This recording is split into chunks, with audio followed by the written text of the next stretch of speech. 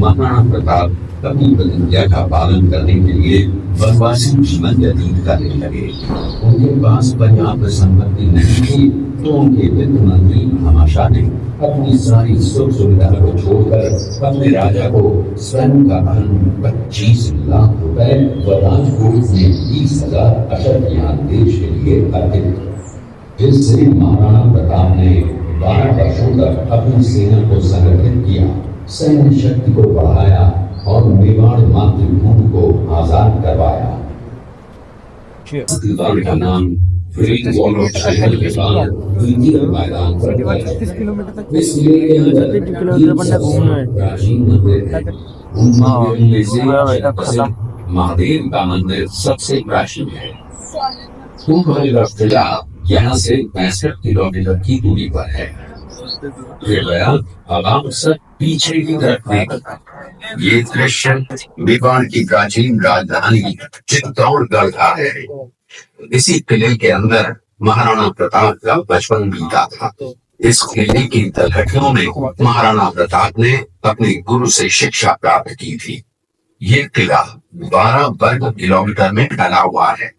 इस किले पर जब भी विदेशी आक्रांताओं ने आक्रमण किया और उस आक्रमण में कोई भी राजा सैनिक वीर गति को प्राप्त कर लेते, तो उनकी पत्नियां वीरांगनाएं अपने सतीत्व की रक्षा करने के लिए जलती हुई अग्नि में खून प्राणों को त्याग देती थी, जिसे हम जौहर कहते हैं।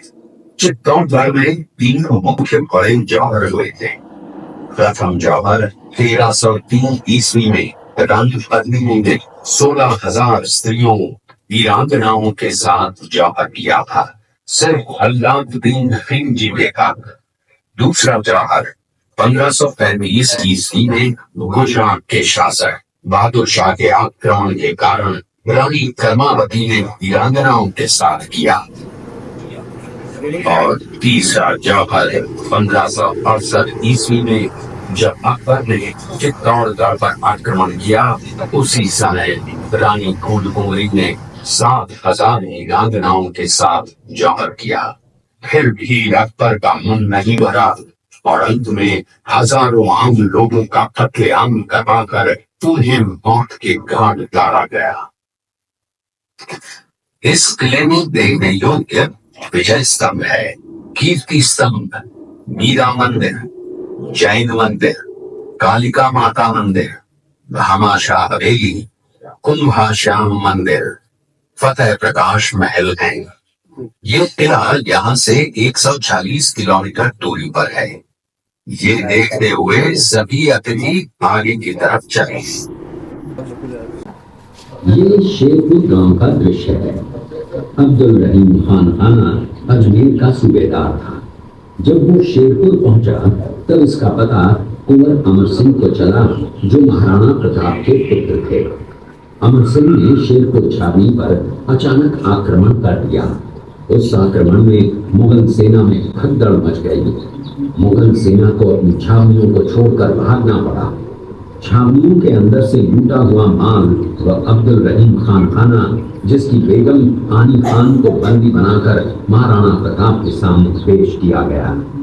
तब अमर सिंह पर महाराणा प्रताप क्रोधित हुए और कहा, जहां से इस नारी को बंदी बनाकर लाए हो, इसे पुनः ससम्मान लौटा कर आओ। महाराणा प्रताप ने कहा, हमें नारी से कोई दुश्मनी नहीं है, हमें तो देश विद्रोहियों से दुश्मनी है, जिन्होंने चारों तरफ आतंक फैलाया है। महाराणा प्रताप के आदेश का पालन करते हुए कुंवर अमर सिंह ने उस मुगल नारी को ससम्मान छावनी तक पहुंचाया। इस प्रकार महाराणा प्रताप ने अपने क्षत्रिय राजपूत धर्म का पालन किया और पराई स्त्रियों को मां, बेटी और बहन का दर्जा दिया। ये है महाराणा प्रताप का चरित्र और नैतिक उदारता का परिचय। ये देखते हुए सभी अतिथि आगे की तरफ चले। आप लोगों ने चित्तौड़गढ़ का दृश्य देखा। उसी किले के अंदर की ये घटना है। मेवाड़ की एक ऐसी मां थी जिसने अपने पुत्र का बलिदान देकर राजवंश की रक्षा की थी। उस मां का नाम पन्नाधाय था। पन्नाधाय जाति से गुर्जर थी। वो एक राजकुमार की धाई मां थी। दूसरी तरफ हाथ में तलवार लिए खड़ा ये बनवीर सिंह एक दासी पुत्र है। ये कुंवर उदय सिंह की हत्या करके मेवाड़ की राजगद्दी प्राप्त करना चाहता था। एक रात्रि बनवीर सिंह को मौका मिला। वो राजकुमार उदय सिंह के बड़े भाई विक्रमादित्य सिंह की हत्या करके राजमहल की तरफ आगे बढ़ा। इसकी सूचना पन्नाधाय को लग गई। कुछ समय तक पन्नाधाय चिंतित हुई। तभी पन्नाधाय ने अपने पुत्र चंदन को राजसी कपड़े पहनाकर पलंग पर सुला दिया और उदय सिंह को एक टोकरी के अंदर छिपाकर पत्तों से ढक के महल के बाहर निकालकर गुप्त रास्ते से कुंभलगढ़ भेज दिया। बनवीर सिंह जब तलवार लेकर राजकक्ष में आया तो उसने पन्नाधाय से कड़क आवाज में उदय सिंह के लिए पूछा तो पन्नाधाय ने चंदन की तरफ इशारा किया। बनवीर ने चंदन को उदय सिंह समझकर चंदन की हत्या कर दी और ये समझने लगा कि मैंने राजकुमार उदय सिंह को मार दिया। वही राजकुमार बड़े होकर राजा बने और अपने नाम का उदयपुर नगर बसाया जो यहाँ से 40 किलोमीटर दूर है। और उन्हीं के पुत्र महाराणा प्रताप हुए जिन्होंने हल्दी घाटी का युद्ध लड़ा और आज हम लोग उनका इतिहास यहाँ पर देख रहे हैं। ये देखते हुए सभी अतिथि आगे की तरफ चले। ये घटना महाराणा प्रताप की वीरता को दर्शाती है। एक समय नरभक्षी बाघ का आतंक छाया हुआ था।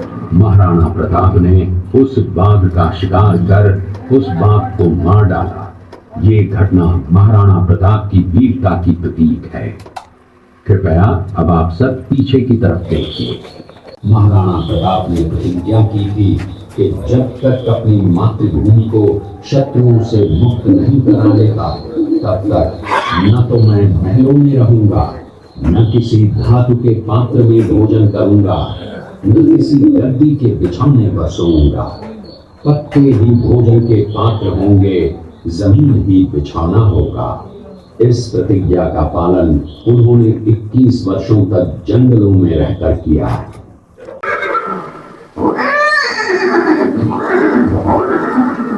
ये दृश्य महाराणा प्रताप और सुविख्यात स्वामी भक्त घोड़े चेतक के अंतिम मिलन का है।